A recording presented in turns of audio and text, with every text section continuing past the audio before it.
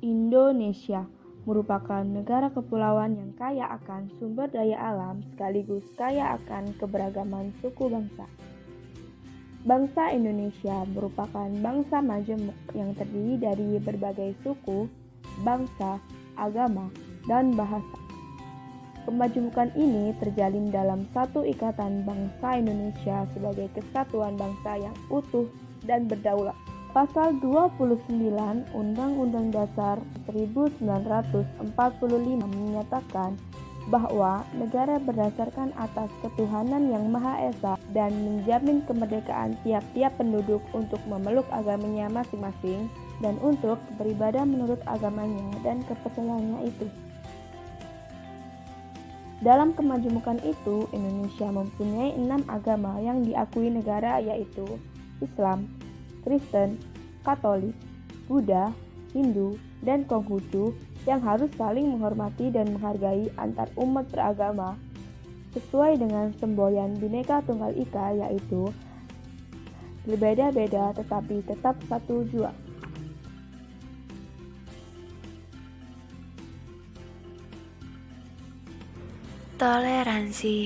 Toleransi adalah suatu sikap saling menghormati antar kelompok atau antar individu, baik itu dalam masyarakat ataupun dalam lingkup yang lain. Toleransi beragama yang merupakan sikap saling menghormati dan menghargai antar penganut agama lain, seperti tidak memaksa orang lain untuk menganut agama kita, tidak mencela atau menghina agama lain dengan alasan apapun, tidak melarang ataupun mengganggu umat agama lain untuk beribadah sesuai agama atau kepercayaan masing-masing.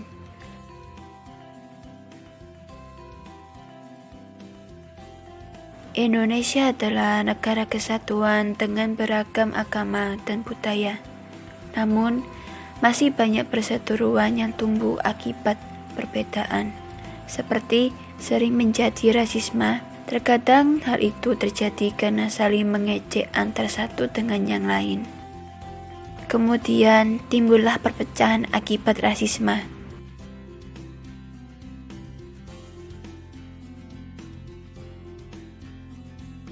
Hal buruk ini tidak akan terjadi jika kita saling menghargai atas segala perbedaan, mulai dari perbedaan budaya, keyakinan, dan juga warna kulit.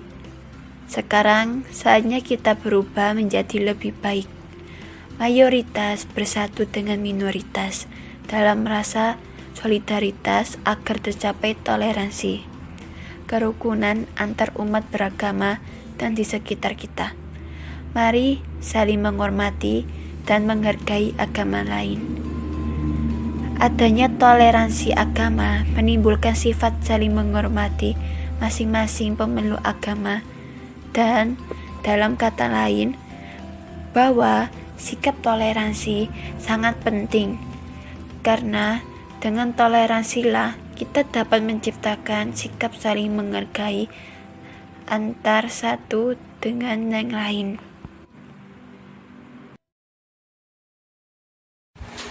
Dari beberapa penjelasan di atas, kita dapat menyimpulkan tasamuh atau toleransi, yaitu mengakui dan menghormati perbedaan baik dalam aspek keagamaan dan berbagai aspek kehidupan lainnya. Toleransi agama ditandai dengan adanya keinginan seseorang untuk bertoleransi terhadap praktek orang atau kepercayaan agamanya. Dalam pembukaan Undang-Undang Dasar 1945 pasal 29 ayat 2 disebutkan bahwa negara menjamin kemerdekaan tiap-tiap penduduknya untuk memeluk agamanya masing-masing dan untuk beribadah menurut agamanya dan kepercayaannya itu. Oleh karena itu, kita sebagai warga negara sepatutnya menunjukkan tinggi sikap saling toleransi antar umat beragama dan saling toleransi antar hak dan kewajiban yang ada di antara kita demi keutuhan negara. Kebebasan beragama pada hakikatnya adalah dasar dan terciptanya kerukunan antar umat beragama. Tanpa kebebasan beragama, tidak mungkin ada kerukunan antar umat beragama. Kebebasan beragama adalah hak setiap manusia, tetapi tasamuh bukan berarti bebas mencampur adukan masing-masing penganut agama untuk saling meyakini dan melaksanakan kegiatan ibadah secara bersama-sama. A'udzubillahi minasyaitonirrajim. Bismillahirrahmanirrahim. Qul ya ayyuhal kafirun. Artinya, katakanlah hai orang-orang kafir. La a'budu ma ta'budun. Aku tidak akan menyembah apa yang kamu sembah. Wala antum a'biduna ma a'bud. Dan kamu bukan penyembah Tuhan yang aku sembah. Wala ana a'bidum ma abattum. Dan aku tidak pernah menjadi penyembah apa yang kamu sembah. Wala antum a'biduna ma a'bud. Dan kamu tidak pernah pula menjadi penyembah Tuhan yang aku sembah. Lakum dinukum waliyadin. Untukmu agamamu dan untukku agamaku. Mana mufradat. Kata kul berarti katakanlah. Hal ini menunjukkan bahwa Rasul Shallallahu Alaihi Wasallam tidak mengurangi sedikit pun dari wahyu yang beliau terima, walaupun dari segi lahiriah kelihatannya kata itu tidak berfungsi. Kata al-kafirun berarti yang mengingkari keesaan Allah dan kerasulan Muhammad Shallallahu Alaihi Wasallam, yang tidak mensyukuri nikmat Allah, tidak mengamalkan tuntutan ilahi walau mempercayainya. Kata abudu berarti tunduk dan taat. Kandungan ayat surat al-kafirun. Allah memerintahkan nabinya dan seluruh pengikutnya agar menyatakan kepada orang-orang kafir bahwa Tuhan yang kamu sembah bukanlah Tuhan yang saya sembah. Yang kedua, Allah menyatakan tentang tidak mungkin ada bersamaan sifat antara Tuhan yang disembah oleh Nabi Muhammad SAW dan pengikutnya dengan yang disembah oleh orang-orang kafir.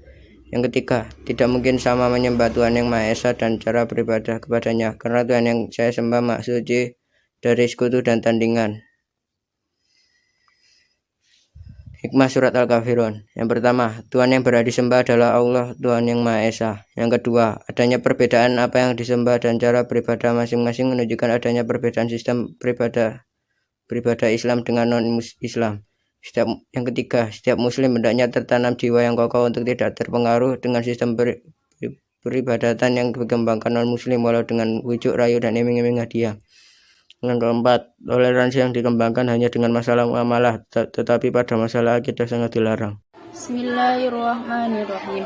An Ibnu Abbas rafa'ahu ila Nabi sallallahu alaihi wasallam qala laisa minna man lam yuqaful kabir wa yarhamus shaghir wa ya'muru bil ma'ruf wa yanha 'anil munkar.